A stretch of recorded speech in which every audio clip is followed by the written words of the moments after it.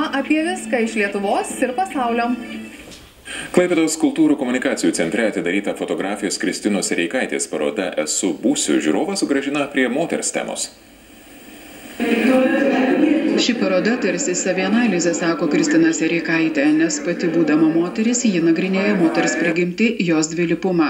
Moteris gali suteikti gyvybę, yra visa ko pagrindas, bet kartu gali būti ir naikintoje. Buvo įdomu, jog susiduria kurianti ir greunanti jėga moteryje. Atsiranda konfliktas ir būtent aš tą bandžiau užfiksuoti savo fotografijose.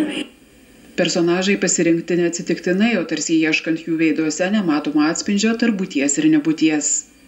Šita paroda Esu būsiu, tai galbūt tęsia tokia autorės pradėta fotografinė maniera, tokia išjausta režisūra, labai fotografijas kinematografiškas, galima netgi eksponuojamas kaip kadras, kad tarsi pasakoja istoriją, kuri tarsi lieka už kadro, bet nujaučiama žiūrovai sekant fotografijų seką.